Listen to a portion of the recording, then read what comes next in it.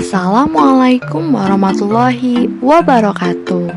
Perkenalkan, saya Devina Dewantari dari jurusan Sistem Informasi ITS Angkatan 2014. Kali ini kita akan membahas tentang Project Procurement Management.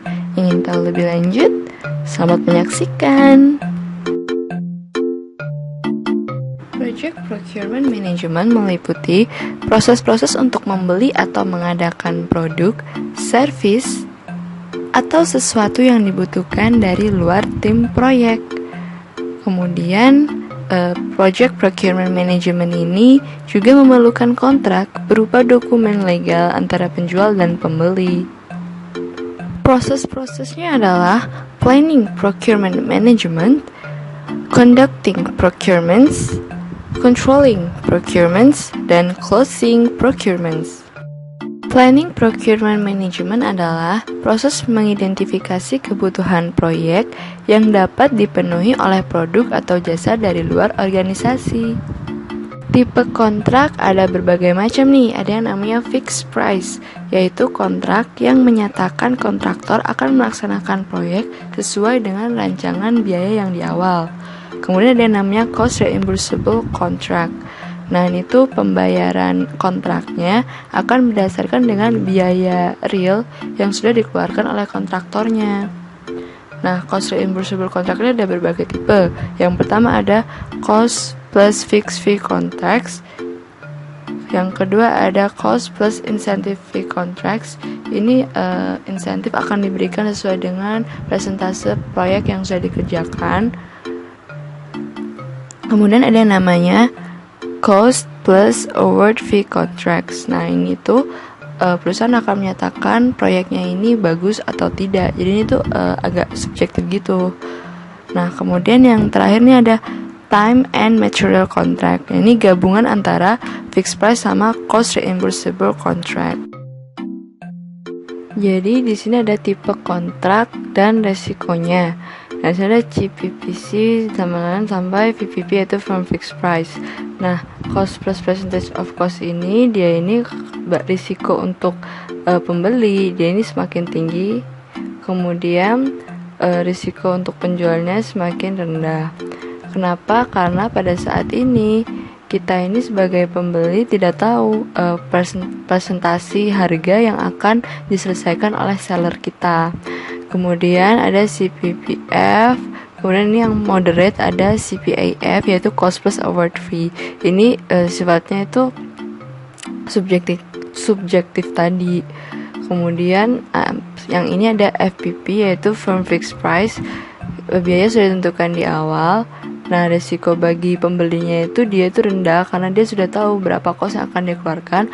Namun bagi sellernya itu dia itu tinggi karena sebenarnya itu belum menentukan detail-detail apa yang harus dia keluarkan.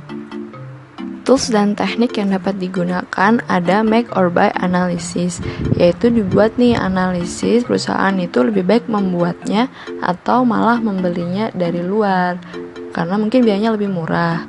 Kemudian ada expert judgment, yaitu meminta pendapat para expert tentang apa yang harus dilakukan kepada procurement ini. Kemudian ada yang namanya market research. Nah, ini penting banget untuk menentukan pilihan. Kita research pasarnya itu kayak gimana. Ada yang namanya statement of work. Statement of work ini merupakan deskripsi pekerjaan yang dibutuhkan untuk procurement. Misalnya di sini ada scope of work, location of work, period of performance, deliverable schedule, applicable standards, acceptance criteria, dan special requirements. Ini adalah hal-hal yang biasanya ada di template SOW. Kemudian selain itu kita juga memiliki Request for Proposal atau RFP.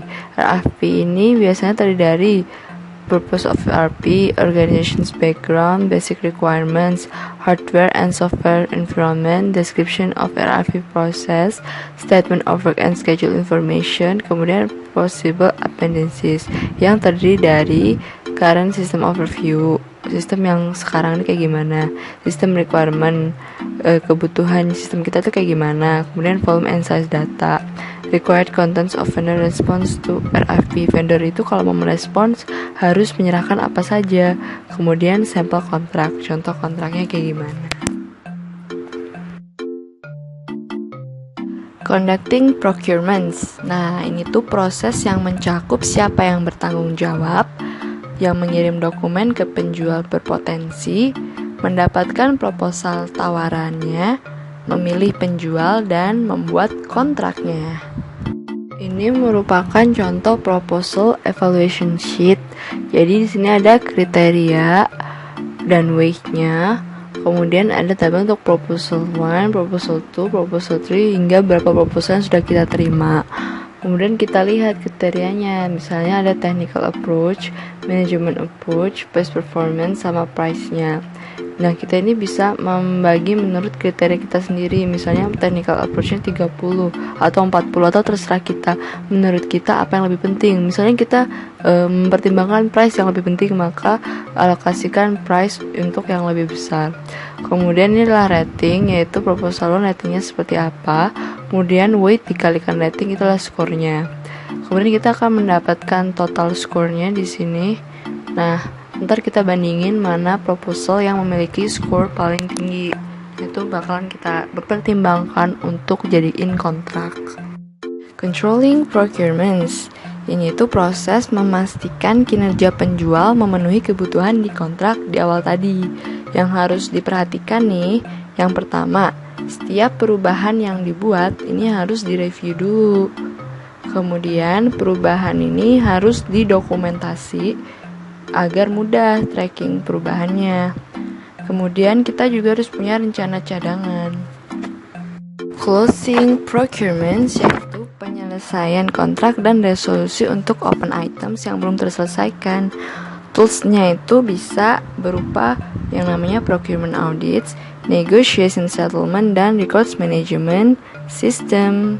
Nah, cukup sekian ya belajar kita kali ini. Semoga yang tadi disampaikan bermanfaat. Tetap semangat belajar MPTI-nya. Salam MPTI.